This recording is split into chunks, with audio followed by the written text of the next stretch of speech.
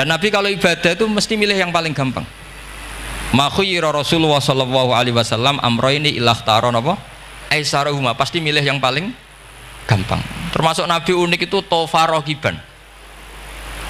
Semua sahabat itu tofu musyatan, semua tawaf secara jalan. Tapi Nabi tofa rogiban. Sehingga kata ulama-ulama usul fikih, afdal mana? Ya afdal tawaf secara jalan karena al ajur bi qadrit ta'ab. Tapi untuk Nabi itu afdal tofa rogiban. Kenapa? Karena Nabi adalah muallimul ummah, pengajar umat. Kalau Nabi tidak tawaf rogiban, maka orang akan bilang syarat sahnya tawaf harus jalan. Barokahnya Nabi naik unta, orang mengesahkan tawaf secara rogiban. Tapi saya ini keterusan, jangan nom-nom dong nganggo skuter kok teletabis. Ini kalau ya ora cocok ini. Wah ya nak sing sepuh-sepuh itu cara kula berlebihan lah. Meskipun sah tapi kalau nganti risih, debuan terbenturan yang disai itu. Boyo itibak Nabi itu paling enggak ya kesamaan sepuhnya atau apa Nabi kan ini ndak, sementing sah apa? Wah repot ya. Kamu punya ponakan yang sering pacaran misalnya atau sering nakal, kamu lunak itu dianggap pembiaran. Pembiaran itu tidak mendidik. Tapi kalau kamu sebagai Pak Lek Pade terkenal keras, ponakamu ya ora tau sowan, iku ya ora iso didik sama saja. Ora kau berdidik, sowan saja agak berani, ketemu kamu lari gitu. Intinya apa? Terlalu lunak juga ada masalah, yaitu dianggap pembiaran. Terlalu keras juga ada masalah, kan hakikatnya nggak bisa didik. Orang-orang yang terlalu keras sama masyarakat ini kan nggak kau berdidik karena wong roh wis melayu. Tapi nak terlalu apian, kayak kula ini nyongkomu ya masih tak barno itu. Itu kan ya repot kan. Sehingga ngendikane Sayyidina Umar, fawwah laqad lintu linnas hatta khasyitu wa fillan. Ketika saya ngambil sikap lunak sebetulnya dia juga punya khasyah karena dianggap pembiaran. Tapi ketika saya terlalu ekstrim, saya juga takut Allah. Jangan-jangan itu tanfir, menjadikan orang jauh dari orang-orang soleh karena yang soleh terlalu keras. Fa'inal makhraj, lalu jalan keluarnya gimana? Ya jalan keluarnya tadi, wasatiyah tadi. Jangan lunak yang sampai pembiaran, ya jangan keras sampai orang tanfir. Ukurannya apa? Ya tanya anak-anak PSK nanti karena yang baru mengkaji apa wasatiyah. Jadi saya mohon referensi itu sebanyak-banyaknya karena terus ada lagi saya punya cerita, ada seorang wali yang kalau doa itu agak neror Allah. Tapi itu kalau nggak wali nggak boleh, harus jadi wali dulu baru boleh. Karena kalau wali itu keliru-keliru itu ya tetap sama Allah dibahasakan isek itu bronto. Enaknya kekasihnya Allah kan gitu. Makanya di antara doanya Habib Ali Al-Habsyi Sohibu Simti Duror itu doanya. Tapi kamu tidak boleh melakukan doa ini, dosa. Kalau nggak wali dosa. Itu doanya gini. Waj'al sayyiati man ahbabta. Jadikan kesalahan saya itu kesalahan orang yang kau cintai. Jadi kamane cara Jawa wis kadung disayang, salah-salah wis bener gitu. Jadi waj'al sayyiati man ahbabta. Jadi kalau orang yang sudah super itu salahnya jadi apik. Tapi ya tidak salah sampai kayak zina maling anda itu parah itu. Ada seorang wali doa di depan Rasulullah itu gini, ya Allah jenengan punya dua pilihan. Jika jenengan menjadikan saya orang soleh surra habibuka, maka kekasihmu ini akan senang. Dan yang susah itu musuh kamu, yaitu iblis, musuh engkau. Tapi jika engkau ingin saya ini dolim, jadi orang dolim, yang susah itu kekasihmu, yaitu Nabi Muhammad SAW, yang seneng musuhmu, yaitu iblis. Mau jenengan milih mawon, nyeneng no kekasihmu, apa nyeneng no musuhmu gitu. Ya sudah kan Allah tidak punya pilihan. Mana mungkin Allah ingin menyusahkan kekasihnya, yaitu kanjeng Nabi Muhammad SAW. Sama, semua ulama anda ingin umatnya Nabi matu khinal maksiyah, mati dalam keadaan maksiat. Maka kita berusaha semaksimal mungkin, semoga mereka tobat. Semua Quran itu la'allahum yarji'un, la'allahum yantahun, diharapkan mereka Allah yang Tuhan saja, yang al-ghaniyul mutlak, Allah yang al-jabbar al-qahhar saja sama orang-orang yang asrafu ala anfusi masih dipanggil-panggil wa anibu ila rabbikum wa aslimu lah. Allah yang Tuhan saja memanggil yang sedang di luar dipanggil masuk. Masa kita gara-gara soleh yang over yang sudah di dalam mau dikeluarin. Itu kan apa-apaan itu. Makanya ini pasti tak dukung Islam Wasatiyah. Jadi saya dukung itu bihujjatin, bukan karena saya hormat Pak Kores orang sepuh, itu enggak. Memang bihujjatin. Kalau soal dukung karena orang sepuh itu etika namanya apa? Etika. Tentu saya lakukan itu, pasti saya lakukan karena itu etika. Tapi lebih dari itu karena bihujjatin wadihah, bihujjatin bayyinah. Memang logikanya seperti itu. Allah yang Tuhan saja selalu memanggil yang luar dimasukkan ke dalam. Masa yang sudah di dalam dikeluarin? Makanya kitab Ithaf, kitabnya Sayyid Zabidi itu, Sayyid Murtado Az-Zabidi, itu bab takfir, itu beliau ngeritik entek ngamek corong Jawa sampai sekian kuras. Sampai beliau mengutip fa innal imama la ayyukhti afil afi khairun min ayyukhti afil uqubah. Kowe de keputusan salah nyepuro luwih apik timbang salah nyekso. Nyepuro itu salah tetap bener. Tapi nak nyekso bener ora mesti bener. Fa innal imam la ayyukhti afil afi khairun min ayyukhti afil uqubah. Sehingga beliau terus hampir sekian kuras. Coba hadis di Muslim, di Sahih Muslim itu Usamah ya. Kalau di Sahih Muslim itu rawinya disebut Usamah bin Zaid. Tapi di beberapa riwayat ada yang menyebut itu tidak Usamah. Sehingga banyak syarah mengatakan itu ta'addudul waqi'ah, memang kejadiannya dialami sekian sahabat. Itu ada perang gitu ketika musuhnya terdesak. Padahal musuh ini sudah memotong sekian tangan sahabat, ada yang sudah pernah bacok sahabat. Ketika terdesak dia mengatakan la ilaha illallah Muhammadur. Singkat cerita oleh Usamah tetap ditusuk sampai mati. Tapi sama Rasulullah ketika lapor, kamu membunuh setelah mengucapkan la ilaha illallah ya Usamah? Iya. Tapi innama qolaha muta'awwidzan, dia mengatakan kalimat itu karena muta'awwidzan, nyari perlindungan saja. Afala syaqaqta an batni, afala syaqaqta an qalbi. Sudah kamu lihat di dadanya. Kalau dia betul-betul ngomong karena muta'awwidzan, jangan-jangan karena iman betul. Terus memangnya ketika kamu iman, orang-orang sahabat itu rata-rata kan pernah kafir. Memangnya ketika kamu iman tak curigai? Kan enggak. Langsung saya terima, kenapa ini main curiga kira-kira. Sampai seperti itu. Saktinya kalimat la ilaha. Jadi kalaupun diomongkan muta'awwidzan saja tetap sah. Meskipun ngomongnya hanya untuk perlindungan dari apa? Safe, dari pedang. Malah ada riwayat lain yang menyebutkan itu udah Usamah di tafsir Qurtubi itu yang ya ayyuhalladzina amanu idza darabtum fi sabilillahi napa fatabayyanu wala taqulu liman alqa ilaikumus salam lasta mu'mina. Itu kalau di riwayat Qurtubi lebih ekstrim lagi. Si orang tadi tidak Usamah, jelas pastikan itu tidak Usamah, ada yang lain tidak Usamah. Itu bantah Nabi. Ya Rasulullah, andaikan belah dadanya orang itu saya belah, apakah kemudian saya tahu apa yang ada di hatinya? Jadi Nabi jadi dibantah. Ya rodok khawarid. Jadi Nabi masih dibantah. Kata Nabi, ya enggak, kamu tetap enggak tahu apa yang ada di hatinya. Loh, terus masalahnya apa? Masalahnya begini, setelah kamu belah dadanya, kamu tetap enggak tahu hatinya kan? Fala anta ta'lamu ma fi qalbi wala anta tusaddiqu ma fi lisani. Jadi kowe udah di wong kacau.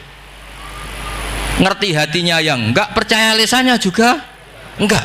Kan enggak ada hujah yang kamu ambil. Harusnya kata Nabi profesional dong. Nak roh hati ini rujukannya lisan.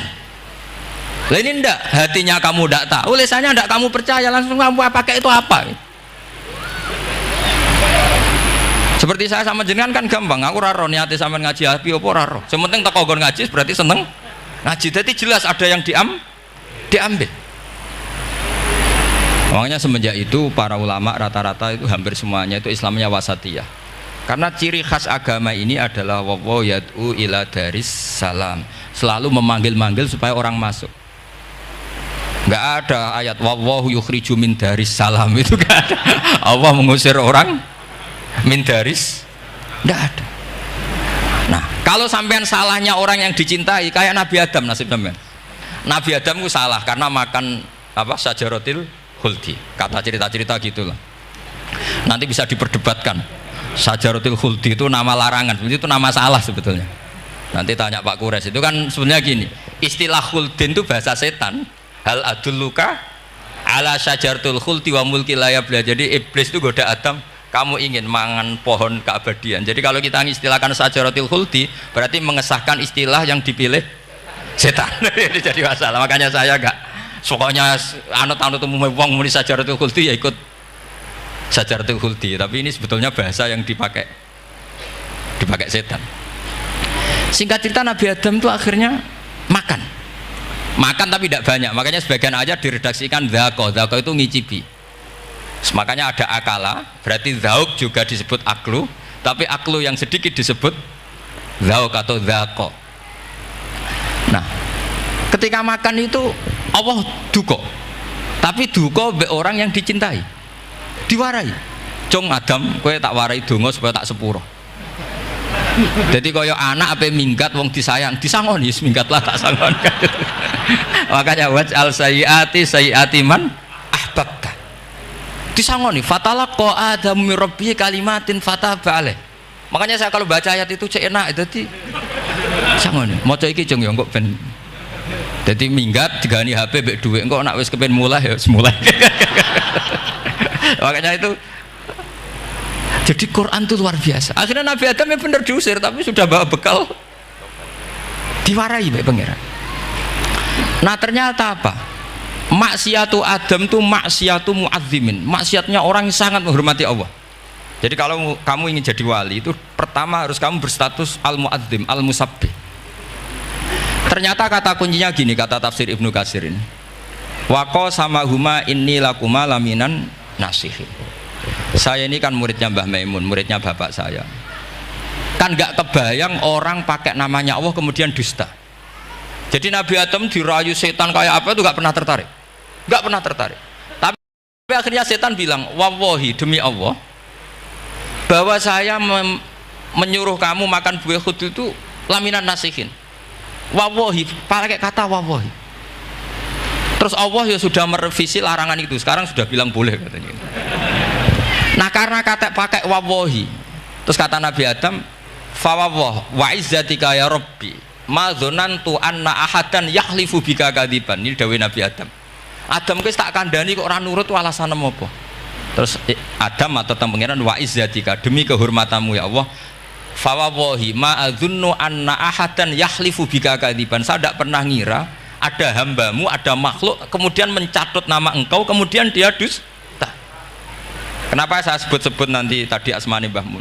Andaikan saya punya teman biasa bodoni saya, biasa bodoni saya, nipu saya, terus bilang gini, Gus Bak jenengan ditimbali Mbah Mun, dan dia sumpah, kira-kira tak pikir apa enggak? Enggak, pasti saya langsung meskipun ya dibodoni. Karena saking wibawanya Mbah Mun sehingga saya enggak ngecek lagi orang ini bohong apa tidak. Nah, Nabi Adam saking wibawanya Allah di hatinya Nabi Adam, kita disebut wawahi. Allah sekarang halalkan itu, sudah tidak pikir panjang, karena dia tidak pernah ngira ada orang mencatut nama Allah kemudian dia dusta. Seperti di dunia santri misalnya ada yang dipanggil Habib Ali, masuk disumpah sih tenang tau ora. Oh itu mesti teman yang biasa bodoni sampean lah, mesti langsung sangat takutnya kan gitu. Sampean takut istri dibilangi teman, bojomu nelpon, wah langsung ulang. Itu mesti tidak dikonfirmasi lagi itu, saking takutnya itu. Nah Nabi Adam itu seperti itu, saking takzimnya kepada Allah sehingga ketika disebut wawahi, nah itu yang kata kuncinya waqo sama huma inni lakuma laminan nasihin fadallahuma bihur. Itu kalau sampean teliti, ini kesangannya Pak Kures pakai madatul kalimah itu kelihatan. Fadallahuma itu rujuknya ke iblis. Jadi Adam di situ korban terus. Kan waqo sama huma, iblis sumpah ke Adam Hawa. Fadallahuma, iblis menunjukkan Adam Hawa. Sehingga dia dua orang ini maksiat itu semuanya korban. Dia hanya sebagai objek. Kreatornya yaitu iblis. Tapi Nabi Adam sampai tertipu tuh gara-gara tadi. Wa izzatika ya Rabbi ma adzunnu anna ahadan yahlifu bika kadziban. Ketika menyebut nama engkau, saya tidak pernah mengira ada orang menyebut nama engkau kemudian dia dusta. Saya bayangkan orang paling brengsek sekalipun teman saya kalau bilang Gus sampean dipanggil Mbah Mun, tentu tidak saya pikir lagi. Atau di pondok sini, Kang diceluk Habib Ali, ditimbali Habib Ali, sampean konfirmasi apa enggak? Enggak kan? Apalagi ini Allah Subhanahu wa Ta'ala. Jadi wong nek sebakat wali itu begitu. Nah kalau jenis ini kok salah, itu waj'al sayyiati man ahbab. Kanjeng Nabi dalam lahirnya juga pernah salah dalam lahirnya, karena Nabi memberi izin orang-orang munafik gak ikut perang. Salahnya secara fikih adalah kewajiban perang zaman itu, karena zaman itu memang orang-orang kafir juga merangi kita, sehingga kita dibolehkan merangi. Jangan hanya cerita Nabi perang berarti perang syariat, ada gitu. Nabi perang karena diperangi. Jelas ayatnya, udzina lilladzina yuqatalun, diberi izin bagi yang ngalami yuqatalun, diperangi baru diberi izin perang. Jangan langsung bangun tidur perang, itu enggak ada ayatnya. Qatilul ladzina yuqatilunakum, merangi yang merangi kamu, wa akhrijuhum ya min haitsu akhrajukum, ngusir yang ngusir kamu. Jadi perang itu akibat bukan sebab. Akhirnya Nabi itu secara fikih itu salah, secara fikih karena memberi izin orang munafik. Tapi Allah ketika sama Rasulullah Muhammad SAW, karena kekasihnya, ngendikannya sudah dimulai, afawwahu angka, Muhammad tenang wae wis tak sepuro, cuma aku takok kena apa kok buka izin. Tapi itu kalimatnya afawwahu dimulai dengan kalimat yang menyenangkan, afawwahu. Jadi ibarat sampean salah sama orang tua, wes sepeda mbok ora pamit itu serapa salah, cuma aku tetap takok alasan apa gitu loh. Tapi bilang wis gak apa-apa cung, sepeda motor mbok gowo mbok dol iku ora apa-apa, cuma aku takok kena apa. Tapi mukadimahe ora apa-apa sih. Kayak apa Allah sama nabinya. Jadi mengkonfirmasi saja dimulai dengan afawwahu angka lima adzinta lahum. Wong karwan wong munafik gak ndek ngamal malah mbok ora perang, ya malah ora tau khidmah agama. Jadi makanya terus orang-orang soleh kalau berdoa apa? Waj'al sayyiati man ahbab. Ya Allah, jadikan kesalahan saya adalah kesalahan orang yang kau cintai. Nah, yang paling dicintai Allah tentu umat Rasulullah sallallahu alaihi wasallam. Sama yang tak beri ijazah. Kali ini tak ijazahkan nggak apa-apa, karena ini hadis sahih musalsal. Umatnya Nabi kok gak enak bi. Kontrak mbek pangeran sebelum salah itu sudah ada kontrak. Makanya Nabi itu ngendikane bangga sekali. U'titu khamsan lam yu'tahunna nabiyyun qabli atau ahadun min qabli. Saya diberi 5 hal hadiah sama Allah yang umat sebelumku, nabi sebelumku tidak diberi hadiah itu. Di antara hadiah itu terbesar adalah wa'u'titu khawatima suratil Baqarah. Saya diberi hadiah akhir dari surat Baqarah. Kok ada hadiah gimana? Allah itu sudah naikkan kontrak dengan kita. Kita disuruh doa sama Allah. Rabbana la tu'akhidna in nasina waqta. Ya Allah, suatu saat saya salah, padahal kita pasti salah. Suatu saat Gusti, suatu saat kita salah, jangan kasih sanksi loh. Oke, mau oke. Itu kok udah enak gimana? Sebelum kita salah, naikkan kontrak sama Allah. Rabbana la tu'akhidna in nasina aw akhtana. Ya Allah, jangan jatuhkan sanksi kepada kita jika suatu saat saya lupa atau salah. Qala na'am, Allah jawab nah. Makanya Nabi senengnya bukan main tentang apa? Saya diberi hadiah akhir surat Baqarah. Tapi sekarang jadi fitnah tadi. Yang kiai NU baca itu dipakai tahlilan. Kadang-kadang yang baca agak paham, yang kritik juga agak paham. Jadi ya sudah, innalillahi wa inna ilaihi raji'un. Sebetulnya itu diabadikan di tahlil itu karena itu surat yang luar. Tapi sebagian yang baca agak paham, sehingga ya dingin saja wong enggak paham. Tapi kalau kita yang paham itu luar biasa. Wong belum salah sudah ada perjanjian, la tu'akhidna in nasina aw akhtana. Sama Allah dijawab, nah, iya umatem nak salah orang langsung tak siksa. Aman. Maksudnya dintain tobat aja terus salah terus. Kayak apa? Makanya beda. Nabi itu begitu bangganya dengan surat akhir surat apa? Baqarah. Terus tafsir kedua, umat ini adalah umat yang sifat Allah itu selalu aktif dan dua-duanya aktif. Ini perlu saya sampaikan berkali-kali, dua-duanya aktif. Jika orang soleh itu nggak boleh mengadili orang dolim. Itu umatnya Rasulullah SAW. Begini logikanya ya. Pernah ada cerita, ada orang soleh sedang sujud, diinjek sama orang fasik, al-asi lah, orang fasik. Karena orang soleh ini diinjek, orang soleh, bawaan orang soleh itu ya kadang gampang marah, bawaan orang soleh. Tapi pas marah itu nyatut nama Allah. fa wallahi la yaghfiru wallahu laka, pakai nama Allah. Ada kan dia bilang asemane kue itu malah nggak apa-apa gitu. Karena miso-miso sendiri itu kan urusan dia, tapi pakai namanya Allah. Fa wallahi la yaghfiru wallahu laka. Allah tidak akan ngampuni kamu. Itu Allah langsung memberi wahyu ila nabi hada zaman, ke nabinya zaman ini. Allah ngendikan gini, ini yang cerita Rasulullah. Man dzalladzi yata'alla alayya alla aghfira li fulan faqad ghafartu lahu wa ahbattu amalak. Orang itu tak ampuni, yang sujud amalnya tak hilangkan. Kenapa? Allah tersinggung. Wong saya ini bisa aghfir, bisa ngampuni. Kenapa kamu nyifati saya hanya u'adzib? Jadi kira-kira Allah tuh tersinggung. Wong sifatku itu yo yaghfir wa yu'adzib, kok ganti yu'adzib tok iku piye? Jadi sifatku kan hilang sitok gitu. Paham ya?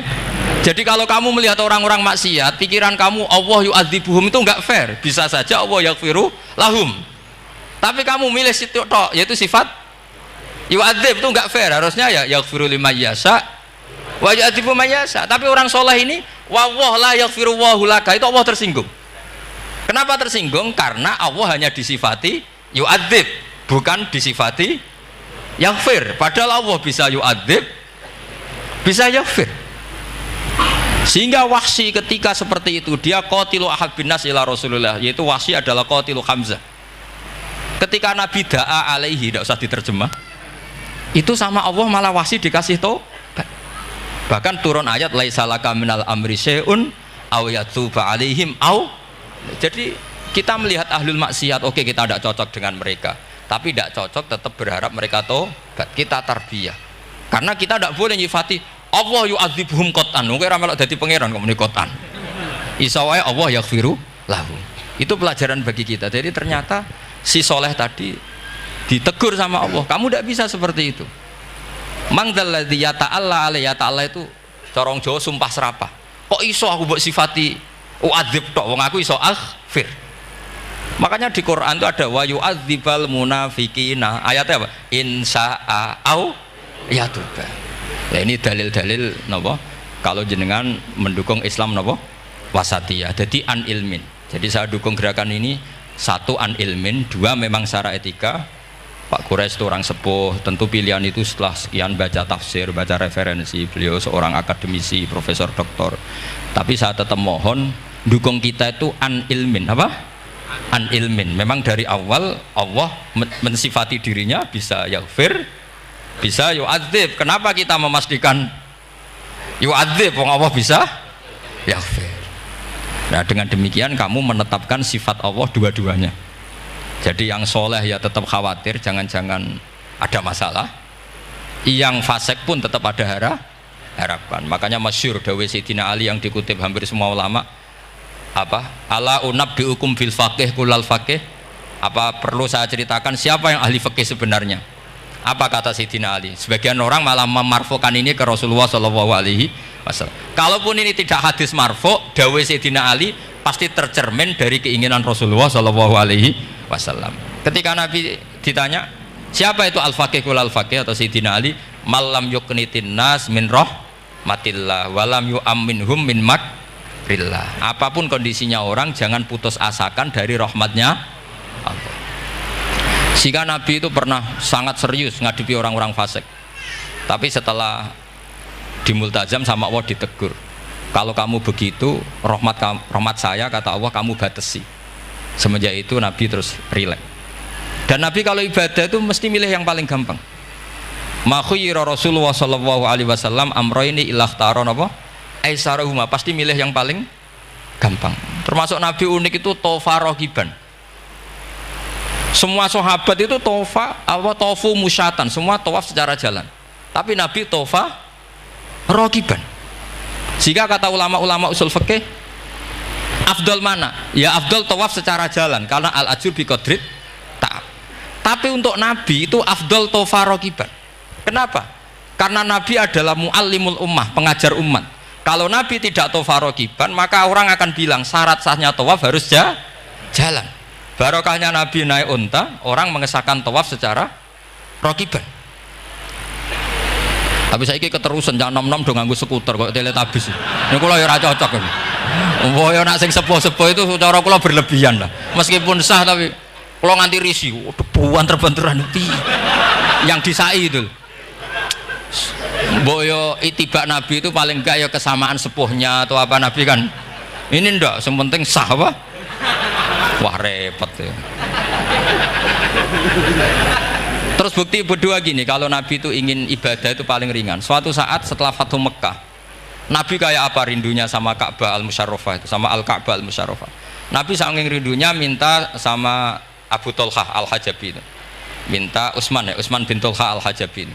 Utsman namanya ini. Minta kunci terus masuk Ka'bah. Itu keluar dari khimah, itu Nabi senangnya bukan main. Karena Fathu Mekah. Lebu Ka'bah senangnya bukan main. Tapi setelah keluar dari Ka'bah, itu kelihatan hazinan, kelihatan susah, tersiksa. Ditanya sama Sayyidah Aisyah, kenapa engkau gelisah padahal tadi kelihatan senang? Wadidtu anni lam adkhul. Saya suka andikan tadi saya ada masuk Ka'bah. Kenapa ya Rasulullah? Jangan-jangan umatku ngira ini penting. Dan itu berat. Sampai jadi perdebatan ulama fikih. Apakah sunat masuk Ka'bah apa? Enggak. Sebagian ulama bilang enggak. Alasannya Nabi getun cara Jawa itu kecewa, nyesel. Kenapa saat tadi masuk? Jangan-jangan umatku nanti merasa itu keharu dan itu repot. Nah kita tidak usah dilarang, memang tidak punya kesempatan. Alhamdulillah. Dilarang nggak dilarang sudah tidak punya kesempatan. Nah ini yang terakhir kenangan saya mau menerangkan dan tambah mahabbah kepada Rasulullah Shallallahu Alaihi Wasallam. Ini betul, ini sesi terakhir ini. Begini, salasun mangkun nafihi wajadah halawatal iman. 3 hal ini kalau ada pada kamu atau pada siapa saja, maka menemukan halawatal iman, manisnya iman. Ini mungkin yang jarang dijelaskan orang adalah manis itu apa. Kata Ibnu Hajar Al-Asqalani sebagai pensarah Bukhari, termasuk manisnya manis adalah al-iltizat al-aqli, merasa nyaman secara berpikir. Nanti saya bacakan takbirnya sebelum saya tutup ngaji bareng ini. Begini misalnya, kita ngikuti Nabi Muhammad SAW. Tentu beliau punya al-jamalul wajhi, Nabi itu orang paling ganteng. Tentu beliau punya al-jamalul sauti, suaranya Nabi itu luar biasa. Tapi yang paling luar biasa tentu al-jamalul akli, akalnya Nabi itu luar biasa jamal, luar biasa indah.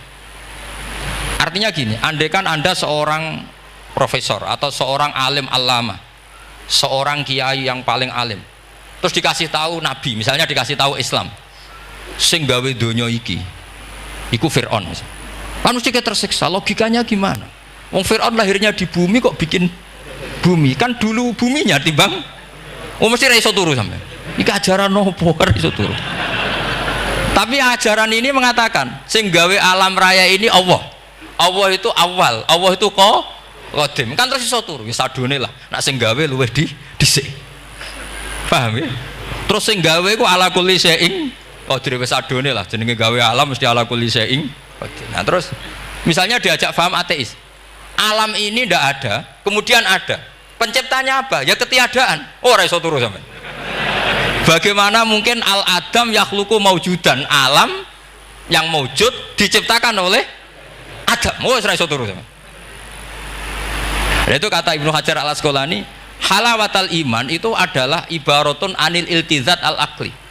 Halawatul iman dan ibaratun anil iltizat, agama ini nyaman secara akal. Kita disuruh menuhankan zat yang sifatnya itu luar biasa. Allah adalah qadim, tentu pencipta lebih dulu timbang yang diciptakan. Kan enak, keren kan? Terus alam yang maujudat, hadhil maujudat khalaqaha wajibul wujud. Ini maujudat diciptakan zat yang super wujud, yaitu wajibul, kan iso turu sampean. Oke, masuk akal. Nah, misalnya itu sampean dikabari hadhil maujudat khalaqahal adam. Ini maujudat diciptakan ketiadaan. Mesti kalian mikir iki waras ta ora sing ngene iki. Ya itu, jadi apa? Kita halawatul iman itu usahakan maknanya sampai ngalami al-iltizat al-aqli, apa? Al-iltizat. Saya baca takbirnya saja, ini di kitab saya Fathul Bari. Ini di juz 9, di kitab saya halaman 193 ya. Karena mungkin sampean beda cetakan atau enggak ada nomornya karena enggak punya, enggak tahu saya. Pokoknya ini Tapi ini nanti saya tak tinggal di Mas Wafa ini. Nanti yang nggak boleh di ngopi saja, di foto aja. Selumayan ben ngaji ku nganggo kitab ben kok wong alim itu keren. Saya baca Bismillahirrahmanirrahim. Halawatal iman. Beliau ngendikan wa yaltadzu bidzalika iltizazan aqliyan. Jadi orang merasa nyaman secara iltizazan aqliyan. Akalnya merasa nyaman. Idzil iltizat al-aqliyu idrakuma huwa kamalun wa khairun min haitsu huwa kadzalik. Jadi beliau mencontohkan gini, kamu disuruh minum obat. Beliau contohnya itu kamu disuruh minum obat. Tentu secara watak kamu tidak senang karena obat itu pahit. Tapi kamu merasa nyaman setelah sakit minum obat merasa nyaman karena ada harapan sembuh. Jadi watak kamu tidak senang, lidah kamu tidak senang karena pahit, tapi akal kamu senang. Wah enak aja bar disuntik, bar diinfus, bar minum obat. Berarti itu namanya iltizazan aklian, akal kamu merasa apa? Nyaman karena telah melakukan sesuatu yang sesuai akal. Tak baca ya, misalnya al murad bil hubbi huwa al hubbul aqli alladhi huwa itharu ma yaqtadi al aqlu salimu rujhana wa in kana ala khilafi hawan nafsi kal marid yu'afu ad-dawa bitobi fayan faru anhu wa yamilu ilai bimuqtado aqli. Kayak kita sakit tentu dioperasi itu tidak senang, bayang wedhus apa usus diwedel-wedel kan nggak senang secara hawa nafsi, paham ya? Tapi secara akal karena kamu divonis usus buntu, senang mana setelah dioperasi sama sebelumnya? Lah senang dioperasi itu namanya al-iltizat al-aqli. Ini kata Ibnu Hajar al-Asqalani. Wal aqlu yaqtadi rujhana janibi dzalik. Nah, terus saya teruskan. Idzil iltizat al-aqliyu idrakuma huwa kamalun wa khairun min haitsu huwa. Jadi saya bayangkan, makanya saya kalau baca Quran itu sering saya nangis. Misalnya tadi, am khuliqu min ghairi syai'in am humul khaliqun am khalaqus samawati wal ard. Masa alam raya yang wujud ini semua maujudat kemudian dirumuskan bahwa penciptanya adalah al-adam, kenihilian, nihilisme. Kebayang nggak sampai ini suatu ruga misalnya ono nabi terus congkoe kudu iman alam raya ini sing wujud diciptakno ketiadaan. Wes ra iso turu yakin ra men itu. Tapi kalau nabinya bilang hadhil awalim atau hadhil alam khalaqaha Allah. Allah itu siapa? Al-Qadim, wajibul wujud, ala kulli syai'in qadir, lahul asmaul husna, lam yalid walam yulad walam yakul lahu kufuwan ahad. Oke, keren kan gitu. Lha iku jenenge al-iltizat al-aqli. Kalau kamu sudah ngalami seperti itu, wajada halawatal iman. Terus kata Ibnu Hajar al-Asqalani, terus wa yu'abbirus syari' yaitu Rasulullah sallallahu alaihi wasallam membahasakan al-iltizat al-aqli dibahasakan dengan halawatal iman. Jadi halawatul iman itu kamu harus ngalami al-iltizat al-aqli. Seperti misalnya dalam hukum sosial, kata ulama-ulama, laulam yakun ma ja'a bi Muhammadin dinan lakana fi aqlin nasi hasanan. Andai kan Muhammad tidak mengatasnamakan itu agama, akal pun mengatakan itu baik. Coba ajaran kita, ambek bojo sing apik, ambek anak sing apik, ambek tangga sing apik, itu kan enak. Coba kalau ajarannya gini, bojo taboki wae kesuwen, kan bingung, iki ajaran apa kan kaget. Ambek tangga, oh sing kondel, gak ngono tidak kok. Oh, iku ajarane nabi apa ajarane ekstremis kan bingung. Jadi makanya laulam yakun ma ja'a bi Muhammadin dinan lakana fi aqlin nasi hasanan. Itu namanya al-iltizat al-aqli. Saya kira demikian, mohon maaf. Assalamualaikum warahmatullahi wabarakatuh.